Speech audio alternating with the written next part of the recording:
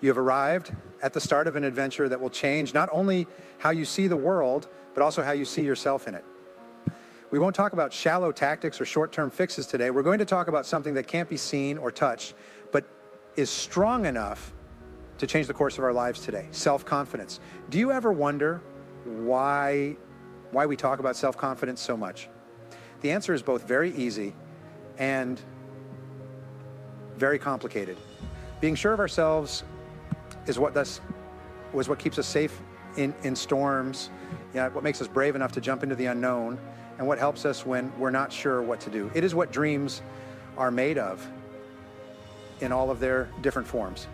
But how do you get this faith in yourself? Is it something some people are lucky enough to be born with, or is it something we can work on and get stronger like any other muscle?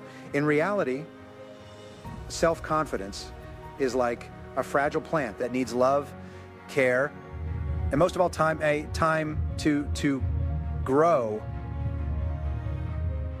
Here in this safe and welcoming space, I will guide you through 5 paths that will lead you to cultivate and nurture this plant until its roots are so deep that nothing can shake it. The first path is that of self-compassion. A gentle yet firm journey that teaches you to look at yourself with the same kindness you would offer a dear friend. It's easy to be harsh on ourselves, to criticize every misstep, every mistake. But what if you treat yourself with the same understanding and warmth you extend to others? You'll discover that self-compassion is the fertile ground where self-confidence begins to sprout. The second path leads us to embrace our vulnerability. Yes, you heard that right. In our vulnerability lies our greatest strength. Allowing yourself to be vulnerable is to open up to authenticity. It's telling the world, this is me with my fears, my dreams, and same and space and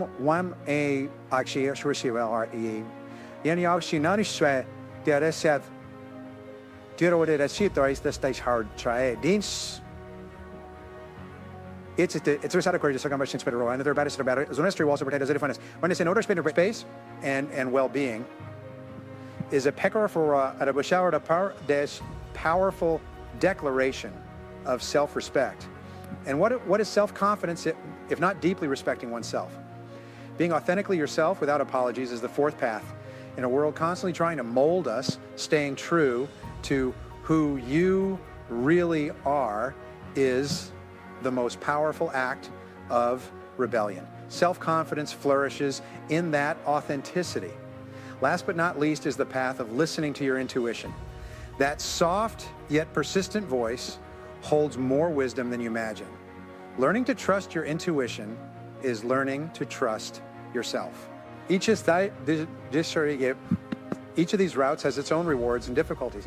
I want you to come along with me on this journey and see how each step brings you closer to becoming the whole, true, and confident person you were meant to be.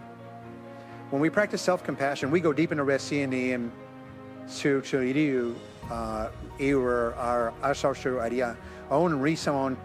own self-confidence. We start by understanding that we are all human, accepting our flaws and making a commitment to self-discovery and self-care. Self-compassion shines like a light in a world that often judges people's worth by their accomplishments, productivity, and how easily they can handle problems. It reminds us that it's okay not to always be okay, that it's okay to fail, and that there is beauty in every stumble. That's not the same thing as self-indulgence or self-pity. It's a practice to show ourselves the same care, kindness, and support that we would easily give to a close friend or family member who is going through a hard time. It means noting pain, failure, or satisfaction without rejecting or judging them. It means letting ourselves feel what we feel without becoming too attached to those feelings or letting them define who we are. Kristen Neff, a top expert on self-compassion, says that self-kindness, shared humanity, and mindfulness are the 3 most important parts of this practice. Being kind to ourselves means being nice and understanding with ourselves when we're hurt or fail, instead of being harsh or dismissive.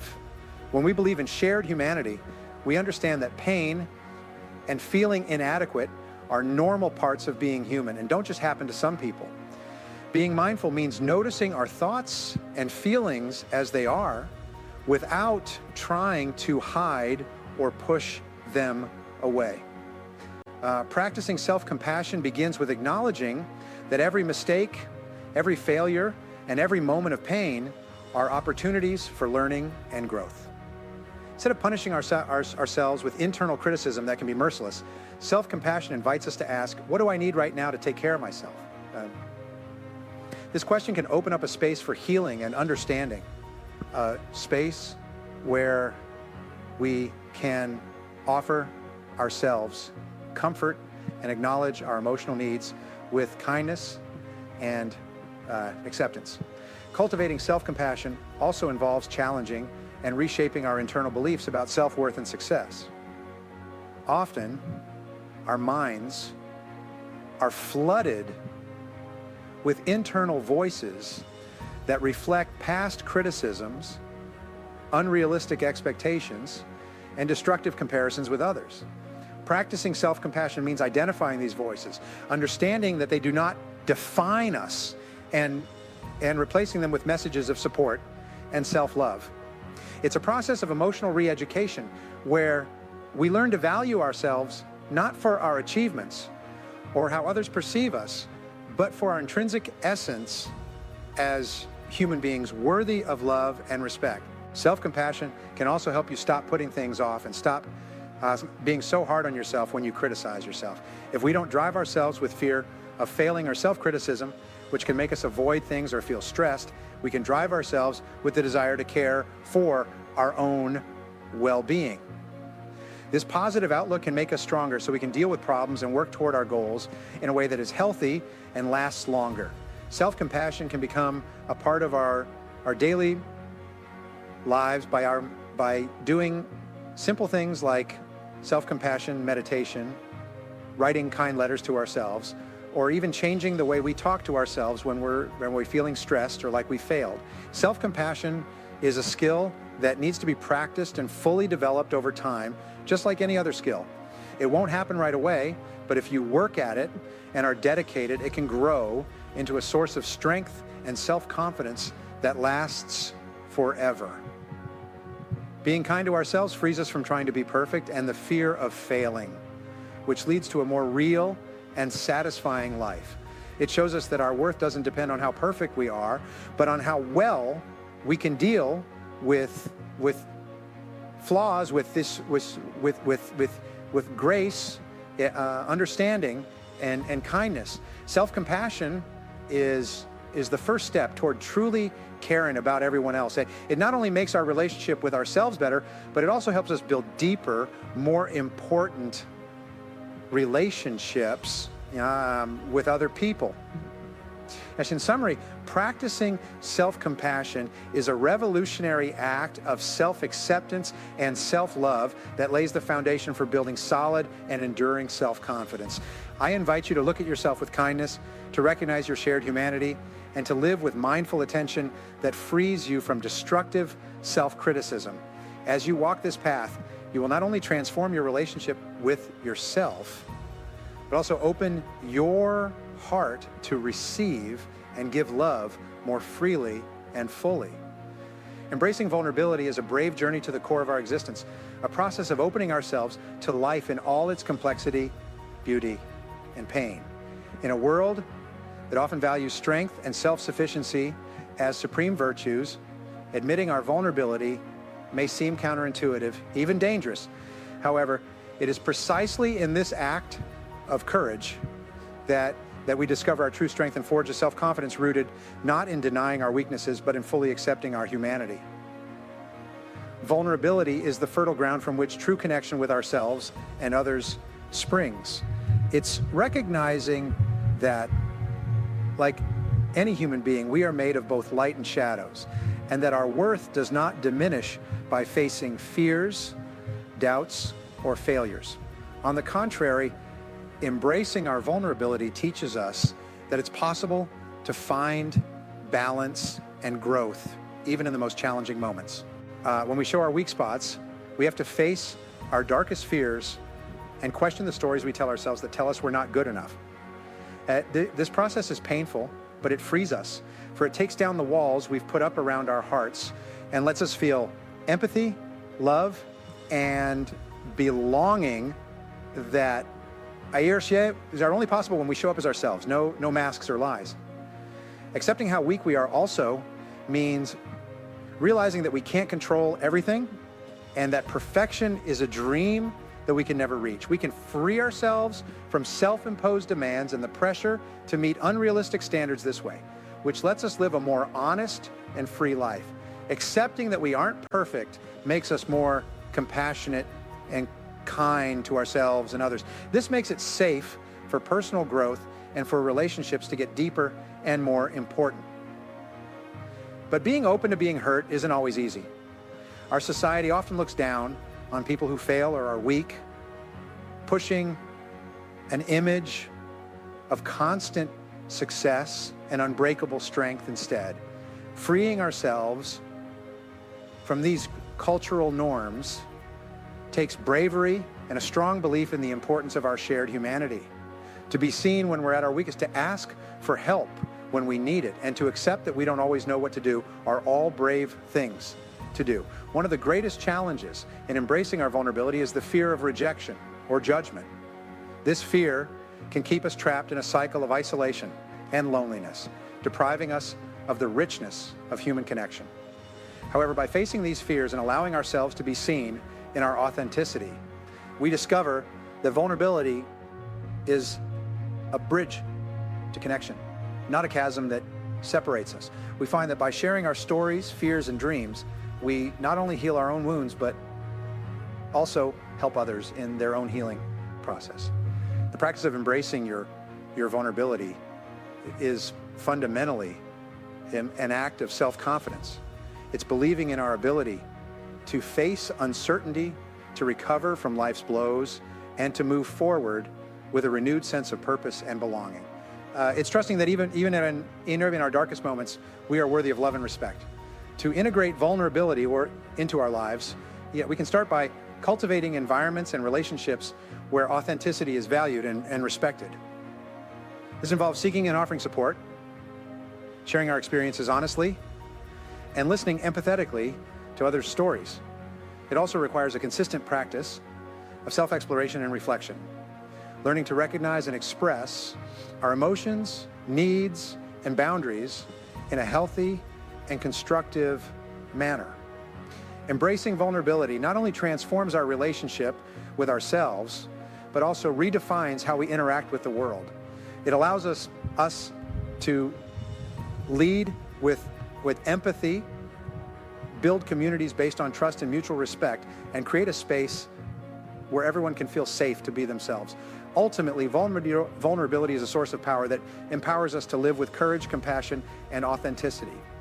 Finally, letting yourself be vulnerable is a life-changing way to gain deeper and more important self-confidence. The process pushes you to accept your humanity with all of its flaws, to connect with others in a real way, and to live with the courage that comes from seeing and accepting your flaws. You will not only be free from fear and insecurity, but you will also be able to enter a world of opportunities where love, connection, and growth can grow in good soil. Setting and sticking to limits is a fine balance between respecting yourself and being open with others. It's an important balance for building healthy relationships and lasting confidence.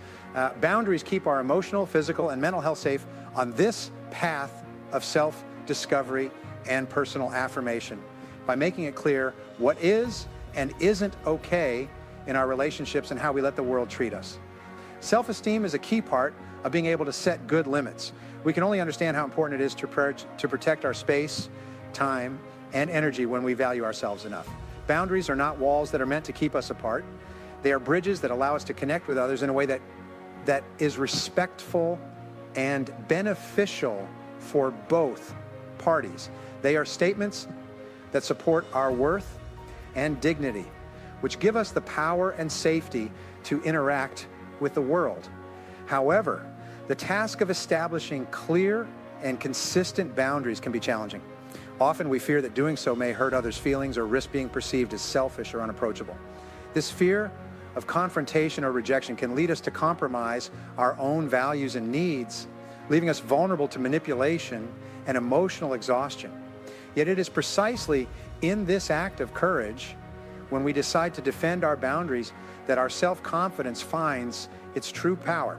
Effective boundary setting begins with deep self-understanding, a clear understanding of our needs, desires, and values that requires us to ask ourselves tough questions about what we truly value and what we are willing to tolerate in our lives. This introspection is not a one-time exercise, but a continuous process of self-awareness that evolves as we grow and change. Once you have identified your personal boundaries, the next step is to communicate them clearly, directly, and unapologetically. This communication requires both firmness and sensitivity, as the goal is not to push people away, but to invite them to interact with us in a way that respects our needs. This is where the practice of assertiveness becomes invaluable, allowing us to express our thoughts and feelings without aggression or passivity, but from a place of confidence and mutual respect. Maintaining established boundaries is as crucial as defining them. We will inevitably encounter resistance, whether from those who are not accustomed to our newfound sense of autonomy or from our own internal insecurities that urge us to yield to pressure. Standing firm in the face of these challenges requires courage, a solid conviction in our right to be treated with respect, and is a testament to our self-esteem, a fundamental pillar of self-confidence. Healthy limits are also good for everyone around them, not just the person who sets them. We build relationships based on honesty and mutual respect by showing others how to respect themselves and talk to each other openly. We make a space where love and understanding can grow without worrying about being hurt or stifled.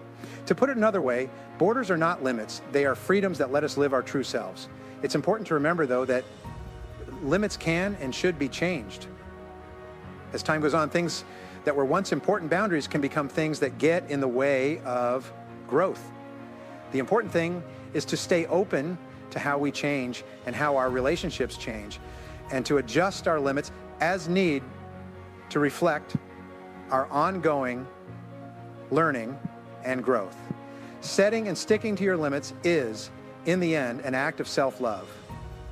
It makes us feel good about our own self-worth and teaches us that we have the right and duty to look out for ourselves by choosing how others enter our lives. Realizing that we deserve respect, care, and attention, and that by standing up for our limits, we are not only protecting our health, but also building stronger, more meaningful relationships. In summary, the boundaries we set are an expression of who we are and what we value. They are a statement of our self-confidence in action, a reminder that we deserve to be treated with love, respect, and dignity. Embracing the power of setting and maintaining boundaries opens doors to a life of authenticity, freedom, and profound connection with ourselves and others. This is crucial. Being oneself, Jeff, at its core, is the purest expression of our self-confidence. This journey, though deeply personal and sometimes lonely, is perhaps the most liberating we can undertake in a world flooded with expectations, social norms, and pressures to conform. Staying true to who we really are requires extraordinary strength and conviction. However, it is precisely through this act of courage that you will discover your authenticity, an invaluable treasure that allows you to live a full and meaningful life. Being authentically oneself means navigating life guided by our own convictions, values, and passions rather than external impositions or expectations. It means having the courage to show our true essence to the world with all our quirks, strengths, and weaknesses, knowing that our greatest strength lies in our uniqueness. But this process of getting to know yourself and accepting yourself isn't always easy. Fear of being alone and rejected is one of the biggest things that gets in the way of being yourself. This fear, which comes from wanting to fit in and be liked, can make us hide or push away, important parts of who we are. In order to fit in or be accepted, it can make us want to put on masks or play parts that don't really show who we are. But every time we give up a little bit of who we really are, it costs us a lot in terms of our honesty and happiness. True self-confidence comes out when we are brave enough to take off these masks and break free from the chains of what other people think of us. It takes a deep understanding of our core values, wants, and dreams, as well as the resolve to live our lives in line with them, even if it means going against the flow. Through self-affirmation, we not only feel freer, but we can also build deeper, more important relationships with other people that are based on honesty and acceptance. Being yourself is also a way to fight back against a world that is always trying to change us. It means that our worth doesn't come from how well we fit other people's ideas, but from being real and human. People look up to us when we embrace our real selves because we show them that it is possible to live an honest life and be successful. However, being oneself also involves accepting that we are always evolving, recognizing that we can change, grow, and rediscover ourselves is an essential part of this authenticity. It's not about clinging to a fixed identity, but allowing ourselves to explore, experience, and freely express who we are at different stages of our lives. To foster this authenticity, it is crucial to cultivate an environment that supports and accepts us as we are. This may involve setting healthy boundaries, surrounding ourselves with people who value and celebrate our uniqueness, and seeking spaces where we can freely express ourselves without fear of judgment. And furthermore, practicing self-compassion and self-acceptance are crucial as they allow us to embrace our imperfections and see them as integral parts of our humanity. Being oneself is ultimately the path to true freedom. It frees us from the prison of conformity, allows us to explore the vast landscape, our own individuality. And leads us to experience life on its most authentic terms. We learn on this journey that our unique voice is the most valuable thing we can give to the world, and that our self-confidence comes not from knowing for sure that other people will accept us, but from knowing that our very presence has value in and of itself. To sum up, being yourself is a brave and empowering act of confidence. It's a promise to live your life honestly, to tell the truth, and to be yourself without worrying about what other people will think. Being authentic will not only make your life better, but it will also leave a lasting mark on the world, showing that your biggest beauty and strength lie in your ability to be yourself. By embracing who we are, we not only feel deeply satisfied with ourselves, but we also encourage others to find and enjoy their own uniqueness. When you listen to your intuition, you tune into that inner voice that has a lot of knowledge, but is often drowned out by the noise of the world and your own doubts. That voice, that intuitive feeling, is your internal compass, a beacon that, when given due attention, can guide you through the complexities of life with surprising clarity. In a world where reason and logic are highly valued, reclaiming the power of our intuition is a revolutionary act of self-confidence. Intuition is that knowledge that arises spontaneously without direct intervention of analytical reasoning. It's an instant understanding, a knowing without knowing how we know. This intuitive capacity, far from being a mystical gift or supernatural ability, is an innate function of the human being, a residue of our evolution that connects us to quick and effective decision-making based on accumulated subconscious experiences and knowledge. Tuning in and listening to our intuition is essentially a process of reconnecting with ourselves. It requires silence, attention, and a willingness to listen not only to what our mind says, but also to what our body and emotions communicate to us.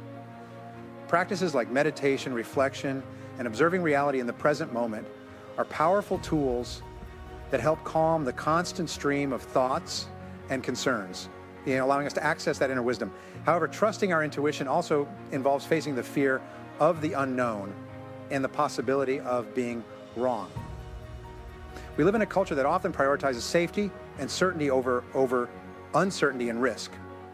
Yet, intuition invites us to embrace uncertainty, to make decisions from a place of deep internal connection, even when we cannot see the full path unfolding before us. It's an exercise of faith in ourselves and our ability to navigate life. We use our intuition a lot when making personal and professional choices, and it's also a big part of how we connect with other people. Through intuition, we can see past what people say and how they look, picking up here on their feelings and goals that they don't say out loud. This natural empathy can strengthen our bonds with others by letting us talk to each other in a more honest and caring way. It takes time, patience, and practice to build a strong connection with our instincts. The first step is to realize that we all have this power, and that with practice, we can learn to tell the difference between the noise of our fears and worries and the calm, clear voice of our inner direction. To do this, we need to make time for silence and thought. Learn to ask our intuition questions, and most importantly, be brave enough to follow its answers. We have to be ready to make mistakes and learn from them if we want to follow our gut. It's not always right to follow your intuition, and part of getting better at it is figuring out when it's telling you the truth and when our feelings or personal wants are getting in the way. We can learn and grow from every event, whether it goes well or not. This builds our confidence in our ability to make choices that are in line with who we really are. In the end, trusting your gut is a very powerful act of self-confidence. It teaches us to believe in our own abilities to see, understand, and act beyond what we can see or understand rationally. It tells us that we have knowledge and understanding that goes beyond our minds and connects us to a higher, more universal wisdom. Ding, that transcends reason, connecting us to a deeper, more universal wisdom. In the end, your intuition is an invitation to live more fully and authentically. It encourages you to release the reins of excessive control and to approach life with curiosity, flexibility, and renewed trust in your own ability to guide yourself toward your true purpose and happiness. In this sense, listening to your intuition is not just a path to self-confidence, but also to a richer, more connected, and meaningful life. By honoring your intuition, you honor the entirety of your being, embracing life with all its complexity and beauty. As we near the end of this journey together, reflecting on the paths we have explored, it is impossible not to feel profound gratitude for the process of discovery and growth we have undertaken. From embracing self-compassion and our own vulnerability to the revolutionary act of staying true to ourselves and listening to the whispering wisdom of our intuition, each step has been an affirmation of our commitment to self-confidence and self-discovery. This journey, far from being a mere exploration of abstract concepts, has been an invitation to dive deeply into the waters of our own essence, to confront our fears, and to celebrate our uniqueness with courage. In this process, we have learned that self-confidence is not a final destination, but a path built day by day, decision by decision, in the constant dance between our challenges and our victories. Looking back, we can see that each shared strategy is not just a tool, but a beacon of light on the path to a life lived with authenticity and purpose. Being kind to ourselves is taught by self-compassion. It reminds us that we deserve love and care, especially when we need it the most. Vulnerability, which is both weak and strong at the same time, shows us where our biggest strength and connection to others lie. Setting and keeping limits has become an important part of self-regulation. It helps us remember that our health and peace are important to us and that we are responsible for them. At the same time, having the courage to be ourselves pushes us to live without shame and shine with our own special light in a world that tries to make us all the same. Finally, following our gut tells us what to do by connecting us with our inner wisdom and leading us to choices and ways that are true to who we are. We are asked to think, to question, and most of all, to act on all of these roots. They ask us to be honest and brave about looking inside ourselves, to see our flaws and praise our strengths. As we go through this, we learn that our battles, mistakes, and never-ending efforts to grow and change are just as important to our self-confidence as our wins. As we come to the end of this chapter, I hope that the words we've spoken together on this trip have touched you deeply and are seeds of change and growth. May you find in them the inspiration to continue exploring the vast landscape within you, to live with unbreakable authenticity and to walk through life with a self-confidence that is renewed and strengthened with every step you take. The journey to self-confidence is deeply personal and unique to each of us. There is no single path or map to follow. Instead, there's an internal compass that, if we learn to listen to and trust, will guide us toward our deepest truth and toward a life of fulfillment and meaning. As you progress on your journey, I invite you to carry with you the lessons learned, to embrace both your light and your shadows, and to remember that at the heart of vulnerability, authenticity, and intuition lies the true essence of who you are. May your life be a reflection of your courage to be true to yourself, to establish and honor your boundaries, and to always follow the voice of your intuition.